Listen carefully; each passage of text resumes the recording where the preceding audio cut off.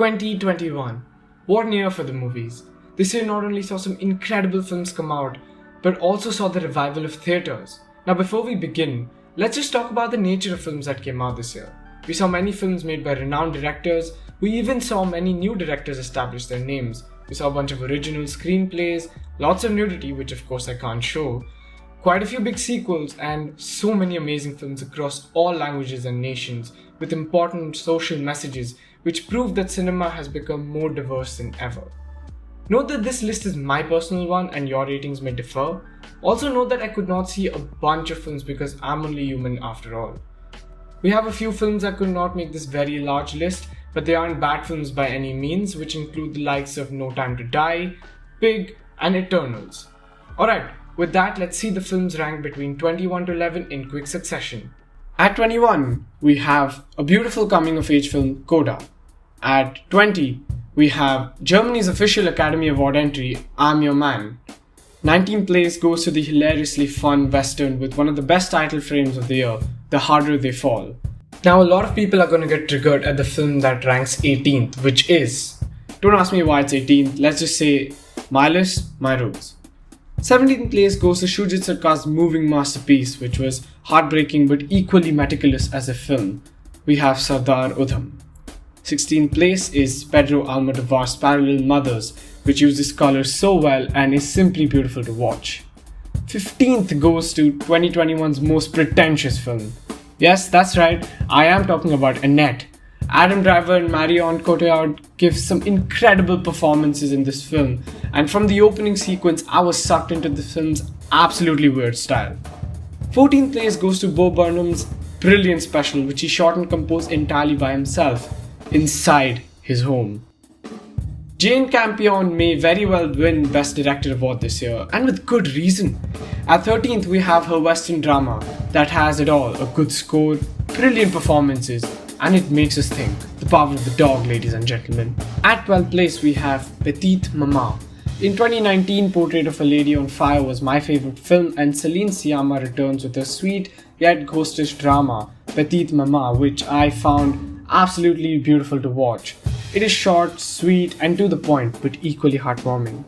At 11th place lies Frank Herbert's novel turned into one epic first part of a film, Denis Villeneuve's Dune, which is a visual spectacle that unfolds before our eyes. Alright, now we move on to the top 10.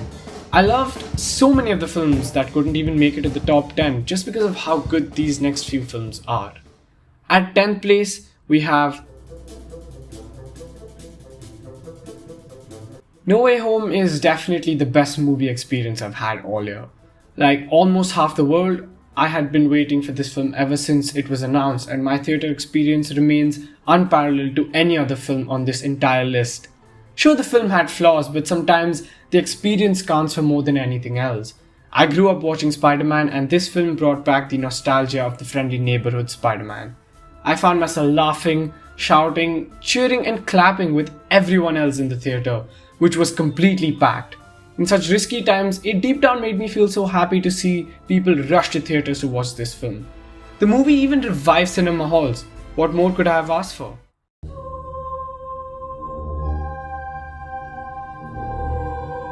Number 9 goes to The Green Knight. The Green Knight is something you'd only expect to see in a David Lowery film. First things first, what an amazing decision to cast Dev Patel as young Garvain, who brings the 14th century poem that this film is based on to life with his performance. Lowery's patient filmmaking makes The Green Knight a film not only about ego and male toxicity, but also about redemption, courage, and honor.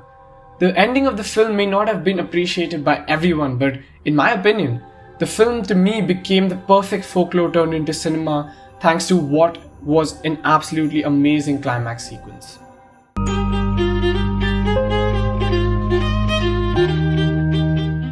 Based off the title, you would expect The Hand of God to be a film about football, and if you're being specific, about the great Diego Maradona.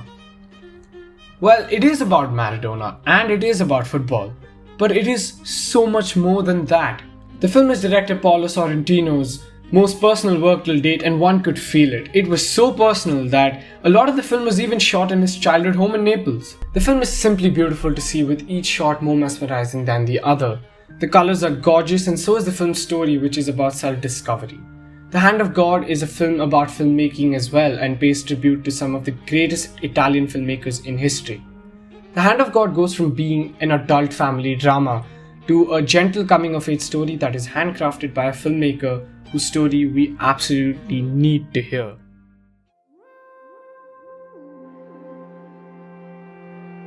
It is very rare for filmmakers to be able to understand how to bring out human emotions through film in the rawest and simplest of manners. And Mike Mills is one of the best people in the business to be able to do so. With 20th Century Women, we saw how important a role women have played in shaping the director's life, especially in his childhood. In Come On, Come On, Mike Mills reminds viewers that children are just as smart as adults in their own magical way. The film also uses American cities very well as a part of the narrative and has some heartfelt performances from the likes of Joaquin Phoenix and Woody Norman, who share some tenacious chemistry between each other. The choice of using black and white did not feel like a mere trope and actually added on to the story.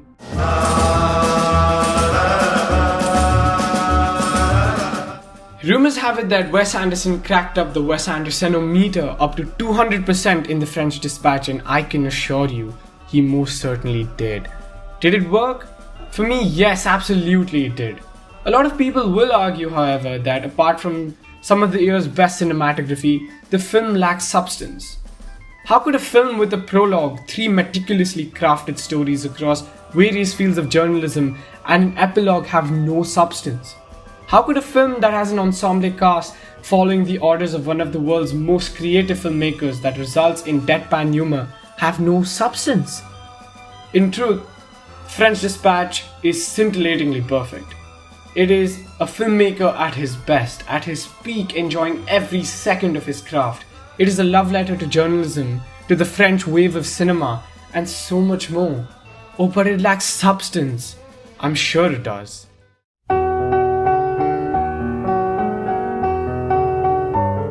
The Worst Person in the World was the film I waited for the most in 2021, and it certainly did not disappoint. Joachim Trier's masterpiece is not just stunning to see.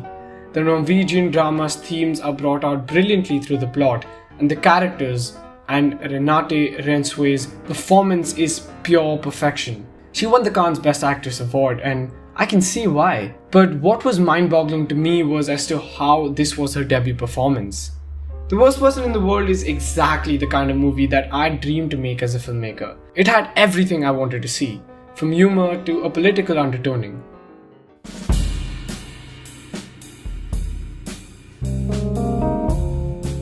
Ryusuke Hamaguchi has caught my eye with this film, which gathered a lot of praise at film festivals around the world.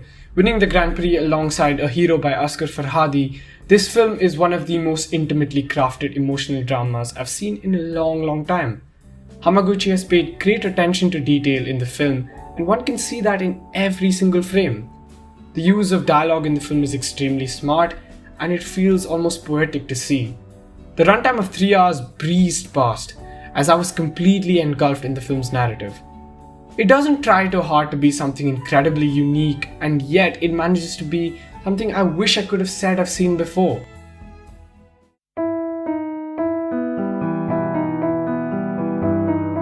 When I found out about Spencer, I wondered why there was yet another film on Princess Diana. After hearing all the praise that the film garnered, I finally got a chance to watch the film in theatres, and it was a transcending experience to say the least.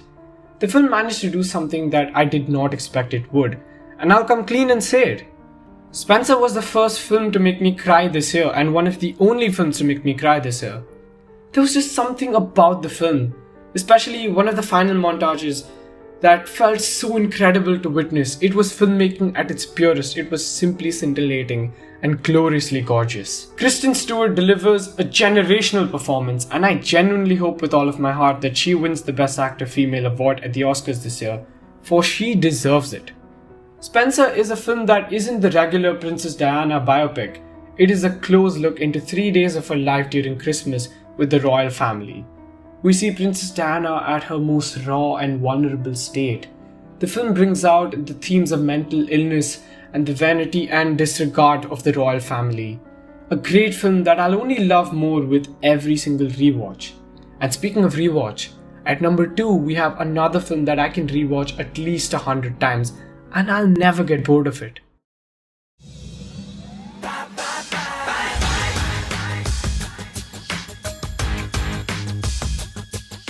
In the past, Sean Baker has given us indie gems such as Tangerine and The Florida Project.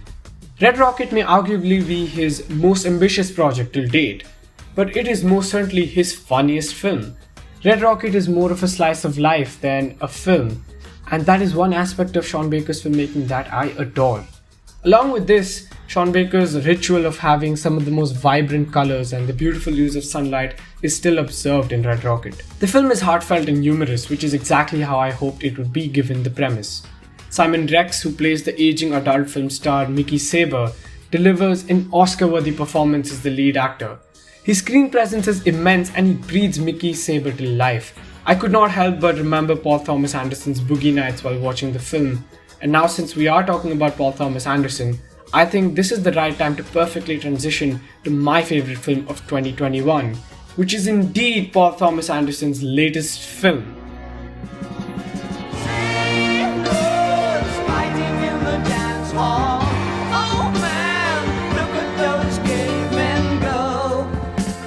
If I can rewatch Red Rocket 100 times and never get bored of it, then I can rewatch Licorice Pizza double the amount of times and still love it just as much. Such is the power of the film. Cooper Hoffman and Alana Haim debut in Paul Thomas Anderson's latest film, and they smash it out of the park as far as the performances go. With every film, Paul Thomas Anderson brings something new for the viewers to see, which is really unexplainable. You just have to watch his work to believe it. We have to admit at some point that he may very well be one of the greatest filmmakers in history already, as he continues making masterpiece after masterpiece. The film definitely has an unthinkable premise, but what's best about the film is the romance that the director showcases in the film, not just between the lead characters, but also with the 1970s. While we see the San Fernando Valley through the eyes of our two lead characters, I felt like I was right there along with them in the 1970s California. There is nothing I disliked in the film, and yes, it may have a premise that a few people can call problematic, but we have to keep in mind that this is Paul Thomas Anderson that we're talking about. He's one weird director and I'm living for his work. Alana Haim is brilliant in her debut performance, and watching Cooper Hoffman reminded me of the great Philip Seymour Hoffman, his father, who was a regular in all of Paul Thomas Anderson's films. From its smart title to the wildly entertaining and edgy premise, from the stunning cinematography that was done by Anderson himself to the film's soundtrack, Licorice Pizza was a dream come true for cinema lovers. And with that, we have come to an end of the list, but not the end of the video. If you're still here watching this video, then here's a little something that I made for you guys as a token of thanks that also perfectly sums up the entire year for cinema. So, may we start? 1, 2, 3, 4.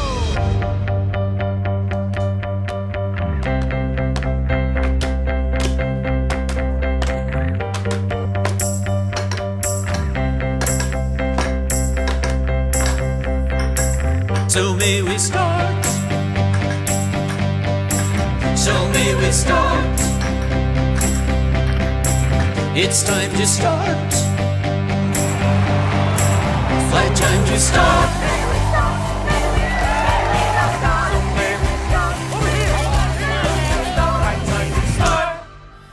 I said goodbye to me. I looked in the mirror, then I began to cry. I leave my things behind for all to see and hope that she will understand why. Ending the game is like changing the name of your favorite song.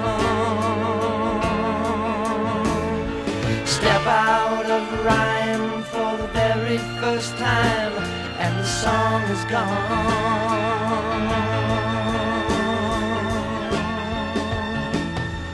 There's nothing left to say. I'll pack up my memories, then I'll walk away. I hope I'm doing right, but by tonight the horse and coach will be on